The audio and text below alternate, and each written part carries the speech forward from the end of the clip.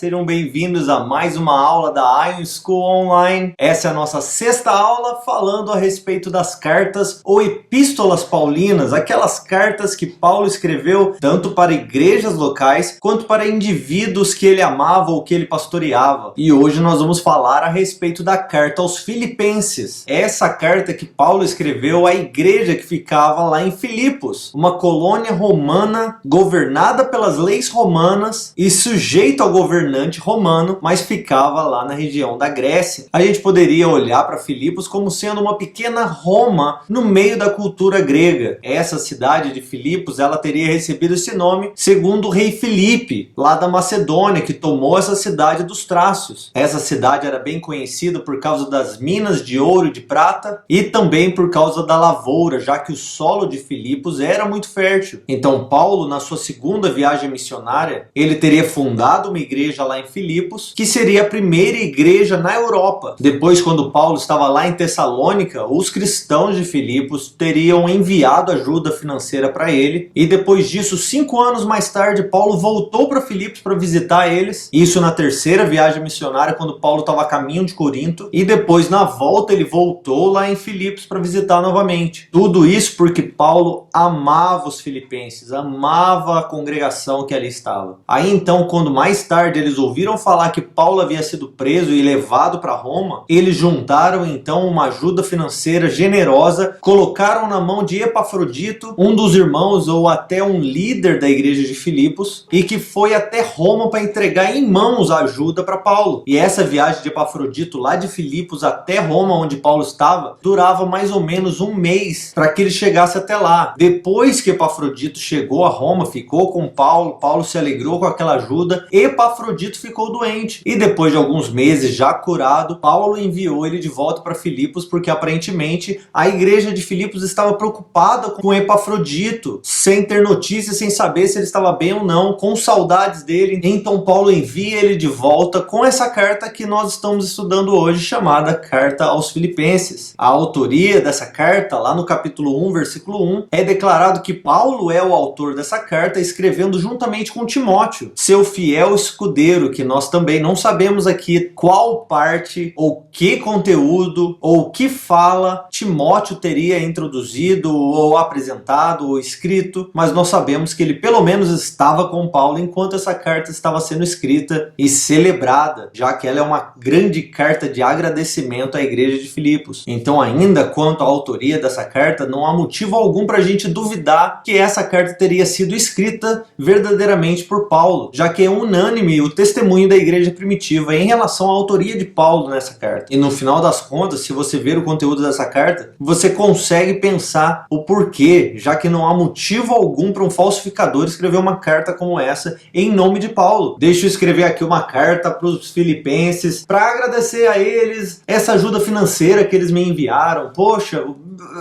vou escrever em nome de Paulo. Não faz sentido algum. Ninguém faria uma coisa dessa. E aí, falando a respeito da datação dessa carta, nós colocamos 61 ou 62 depois de Cristo. Mesmo que alguns sugiram que a prisão na qual Paulo está falando aqui que ele estava fosse outra prisão, talvez a prisão de Cesareia, a grande maioria dos estudiosos vai concordar. Essa prisão aqui é a prisão de Roma, não a de Cesareia. Então, o que teria feito com que essa carta fosse escrita entre esses dois anos, 61 ou 62 depois de Cristo. E na ordem aqui canônica das cartas, quando cada uma foi escrita, essa teria sido a 9ª carta escrita por Paulo, escrita enquanto Paulo estava preso lá em Roma, onde ele também escreveu Efésios, Colossenses e Filemon, essas 3 cartas que foram levadas por Tíquico, enquanto essa carta aos Filipenses foi enviada em mãos por Epafrodito, que já fazia parte lá da igreja filipense. O versículo chave dessa carta eu colocaria Filipenses 4, do 6 ao 7, onde Paulo, ensinando a respeito de confiar no Senhor em relação a todas as coisas, ele vai dizer o seguinte: para que os irmãos de Filipos não andassem ansiosos por coisa alguma, porém que fossem conhecidas diante de Deus as vossas petições, como pelas orações, pela súplica e pelas ações de graças. E assim a paz de Deus, que excede todo entendimento, guardará o vosso coração e a vossa mente em Jesus Cristo. E a ênfase ênfase de Paulo nessa carta, ao escrever para a igreja filipense, era justamente agradecer à igreja pela generosidade da oferta enviada pela mão de Epafrodito e exortar aquela igreja que talvez tivesse algum problema relacionado a divisões, para que eles realmente focassem na unidade da fé, unindo e servindo uns aos outros com sua própria vida. Essa carta aqui provavelmente é a mais pessoal de todas as cartas pastorais de Paulo, porque Paulo realmente nas suas palavras demonstra um profundo carinho e amor por essa igreja. Ele fala como se ele realmente estivesse morrendo de saudade deles e estivesse encorajando eles naquilo que ele estava experimentando por meio da oferta que eles enviaram para ele. Tendo dito isso, vamos cair no nosso esboço a partir do capítulo 1, versículo 1 até o versículo 11, com saudação, ação de graça e oração. Então Paulo começa a sua carta aqui porque ele conhece muito bem a igreja de Filipos. Ele vai se apresentar juntamente com seu amigo ou seu parceiro Timóteo como sendo servos de Cristo, não apóstolo como ele tenta fazer nas outras cartas, impondo autoridade, fazendo com que eles entendam: ei, eu sou apóstolo, as minhas palavras têm autoridade. Aqui não, aqui é uma questão de amizade. A igreja de Filipenses provavelmente já teria entendido: Paulo é uma autoridade, então ele aqui agora se coloca como um servo. Também algo interessante que ele vai fazer aqui no começo da carta é falar a respeito de bispos e diáconos. É importante até para nós hoje compreendermos que já existia uma organização muito estruturada dentro da igreja de Filipos, onde a liderança já era clara, as posições já faziam sentido, o ministério já estava óbvio para a comunidade. Aí depois disso, do versículo 3 até o versículo 8, vai vir, como já é de costume, a oração de ação de graça e depois outra oração do 9 ao 11. E tanto a ação de graça quanto essa outra oração vão dar indicações dos assuntos que Paulo vai tratar no restante da carta. Ele sempre usa esse momento aqui para orar em relação a coisas de que ele vai falar. Então do 9 ao 11 ele vai dizer assim: eu peço isso em oração, para que o vosso amor aumente mais e mais, no pleno conhecimento e em todo entendimento, para que aproveis as coisas que são superiores, ou as coisas do alto, a fim de serem sinceros e irrepreensíveis até o dia de Cristo, cheios dos frutos de justiça que vêm por meio de Jesus Cristo para o louvor e a glória de Deus. Depois do nosso esboço, do versículo 12 do capítulo 1 até o versículo 26, nós vemos algumas reflexões a respeito da situação de Paulo na prisão. Ele vai falar como sua própria situação, sua circunstância, seus sofrimentos na mão dos romanos promoveram ou fizeram com que o evangelho fosse espalhado tanto por aqueles que são amigos de Paulo, quanto por aqueles que são inimigos de Paulo, tanto por aqueles que estão próximos, desejosos que realmente Cristo fosse conhecido, quanto por aqueles que odeiam Cristo,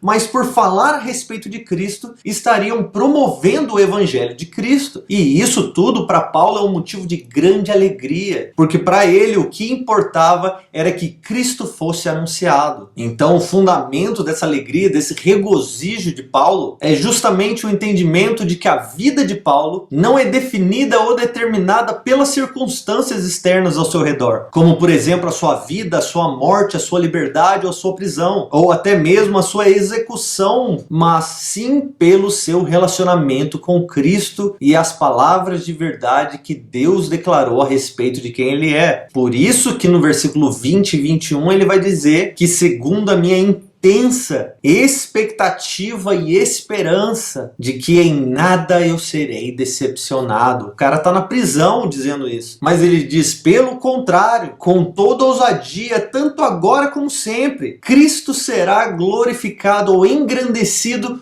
no meu corpo, aqui ó. Ele vai ser engrandecido e glorificado, seja pela minha vida, seja pela minha morte, porque para mim viver é Cristo e o morrer é lucro. E Paulo fala isso no contexto entendendo que na sua vida com Cristo, ou a vida de Cristo nele, estaria produzindo bons frutos na vida da igreja. Mas se ele morresse, ele estaria com quem ele mais ama, com Cristo Jesus. Então ele diz: eu amo vocês, eu amo o que está sendo produzido e eu amo o meu Senhor. Seja na minha vida, seja na minha morte, Cristo será glorificado em mim, porque a minha alegria e satisfação está no fato de eu ter sido criado para o louvor da glória de Deus e de ter sido alcançado pela sua graça, que me leva justamente a viver o propósito pelo qual eu fui criado. Então o que me importa se eu estou na prisão ou no palácio, se eu tenho dinheiro ou não tenho, se eu como um banquete ou se minha cabeça cair dentro de um cesto, de qualquer forma, eu vivo e morro para o louvor da glória de Deus. Aí depois no esboço, capítulo 1, versículo 27, até o 2, versículo 18, Paulo vai exortar eles aqui a constância da fé e a unidade da fé. Durante essa primeira exortação do versículo 27 até o versículo 30, ele vai apresentar dois assuntos. Primeiro, a unidade entre os irmãos, e segundo, ele vai apresentar o cenário de oposição e de sofrimento onde essa primeira unidade vai se destacar ou vai permanecer ou vai existir. Lá no versículo 29 ele vai dizer assim: pois então, meus amados, meus queridos irmãos, por amor de Cristo, foi concedido a vocês não somente crer nele, mas também sofrer por ele. Assim vocês terão o mesmo combate que já está em mim. Porque agora vocês veem que isso está em mim, né? Eu estou sofrendo, mas eu estou me alegrando, porque a minha alegria está em Cristo Jesus. Aí no capítulo 2, do 1 ao 4, ele faz esse apelo pela unidade, expressando tanto as atitudes que destroem a unidade, quanto as atitudes que promovem essa unidade. Por exemplo, ambições egoístas, vanglória, mas também humildade, colocando os outros em primeiro lugar. E ele fala sobre tudo isso na unidade, tendo como modelo o próprio Cristo. No 2, versículo 3, então, ele vai dizer: não façais nada por rivalidade, nem por orgulho, mas com humildade.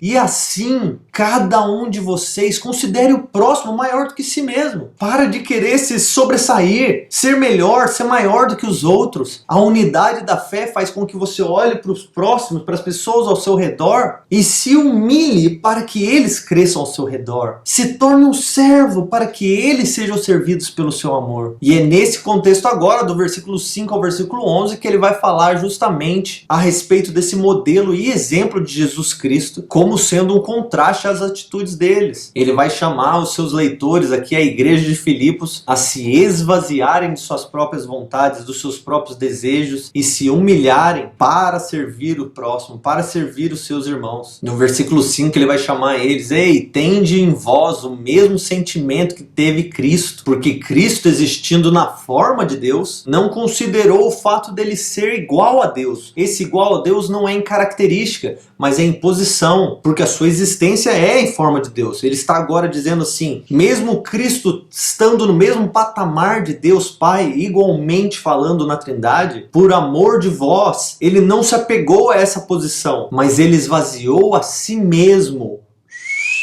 kenosis, diminuindo a si mesmo e se posicionando debaixo de Deus em autoridade. E assim ele assumiu uma forma de servo. Servo tanto de Deus, quanto agora dos homens, se fazendo semelhante aos homens. Deus é sempre Senhor, nunca servo. E o homem é sempre servo, nunca Senhor. Mas Cristo, como Senhor, se torna como servo para servir ao homem, levando o homem de volta ao seu Senhor. Uau!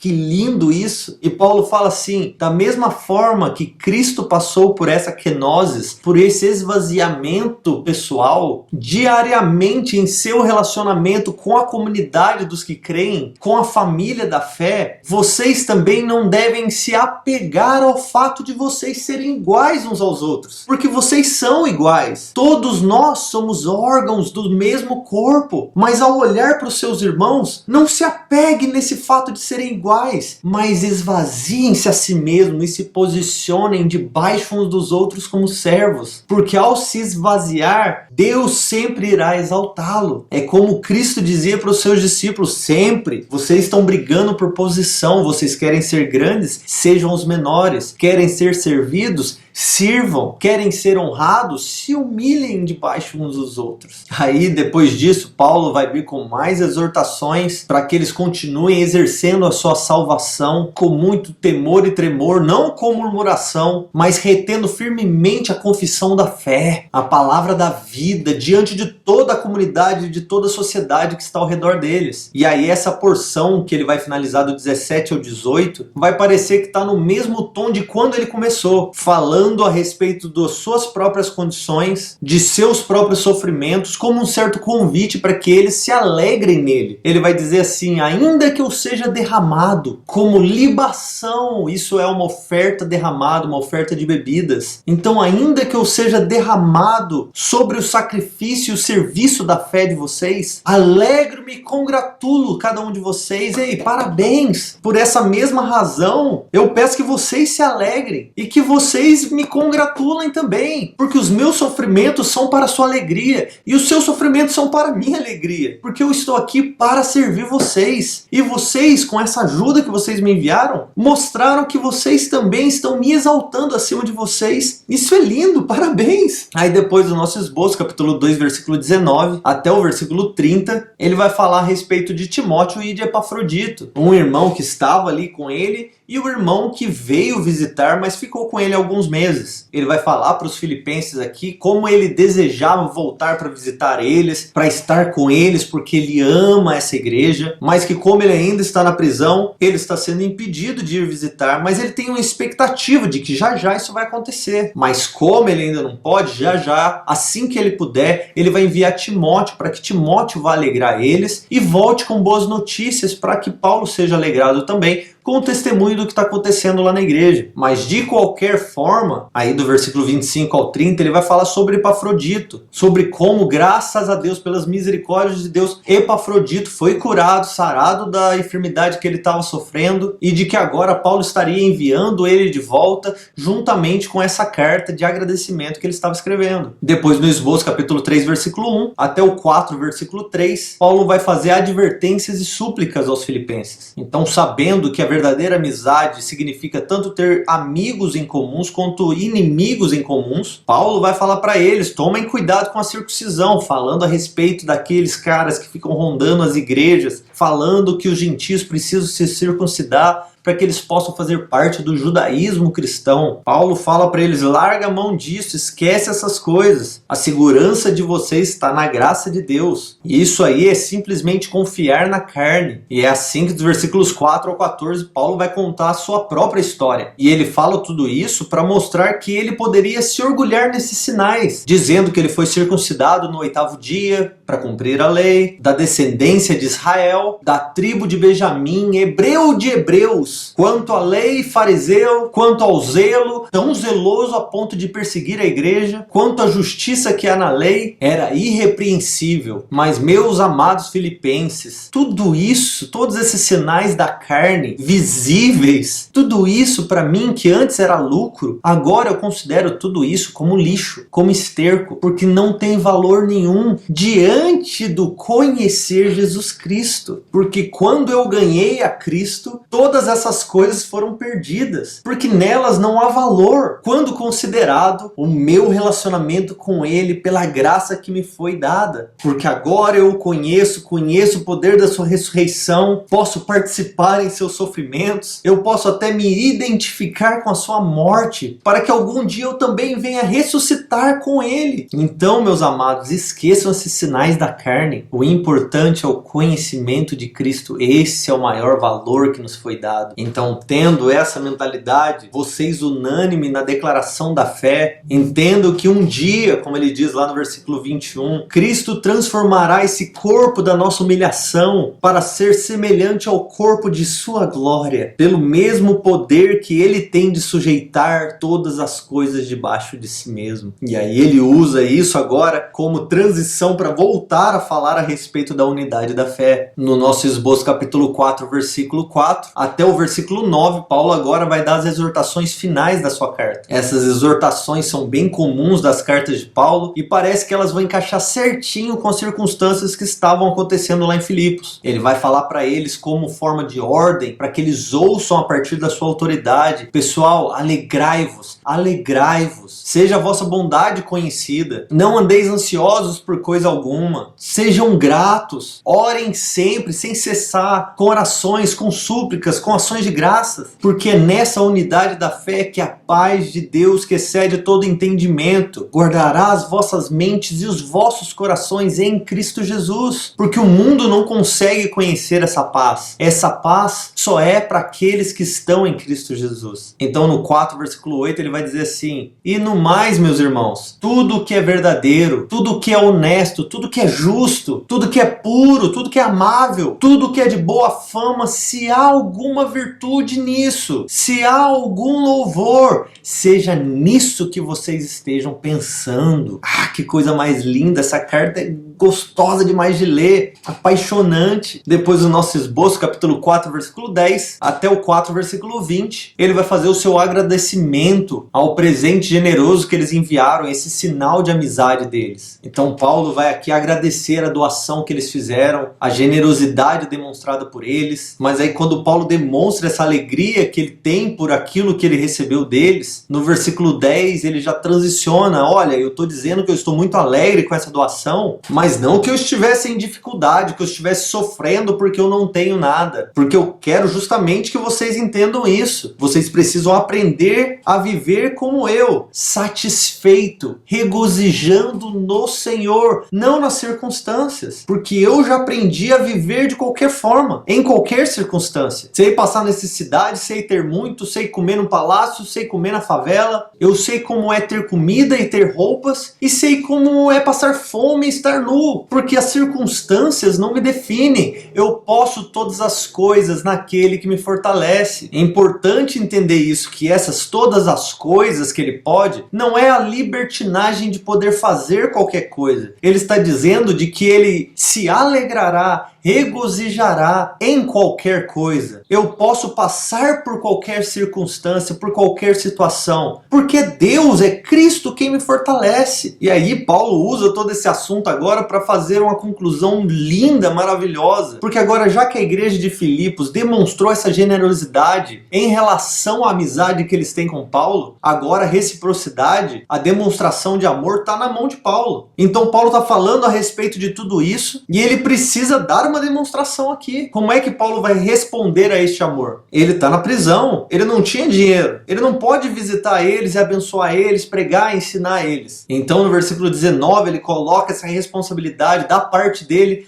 nas mãos de Deus agora, dizendo que: ei pessoal, o meu Deus, é Ele quem vai suprir todas as vossas necessidades, e Ele vai fazer isso segundo a riqueza na glória de Cristo Jesus. E aí ele vai fechar o assunto com uma doxologia: ao nosso Deus e Pai seja a glória pelos séculos dos séculos, amém. E por último, no nosso esboço, capítulo 4, versículo 21 até o versículo 23, ele faz saudações finais aqui. Essas saudações sendo bem breves, porque provavelmente Paulo queria que os filipenses, enquanto essa carta era lida em público lá na igreja, que as palavras do versículo 18 ao 20 fossem o que realmente ficasse na mente deles, batendo ali, que ele se lembrasse. Ele não queria que ele se lembrasse do monte de falação: ei, obrigado fulano, ei, manda um abraço para ciclano, ei, fala para fulano isso e isso. Então rapidamente ele sauda a galera. No versículo 23 ele abençoa a igreja dizendo que a graça do Senhor Jesus Cristo esteja com o vosso espírito. E é assim que ele vai finalizar essa carta, que nos encoraja hoje ainda, tanto a conhecer a Cristo, como caminharmos nessa unidade da fé, amando e servindo uns aos outros, não para sermos vistos por Deus, mas porque somos vistos por Deus, servindo humildemente, amando os nossos irmãos, não para obter a salvação ou um favor de Deus, mas porque somos salvos e porque alcançamos o favor de Deus. E é assim que eu encorajo vocês também a se esvaziarem de si mesmo, procurando meios e formas de servirem aos irmãos ao seu redor, porque é dessa forma que nós demonstramos a generosidade da graça de Deus nas nossas próprias vidas. E é assim, pessoal, que nós vamos finalizar essa aula a respeito da carta aos Filipenses. Nós nos vemos na próxima aula, se Deus quiser.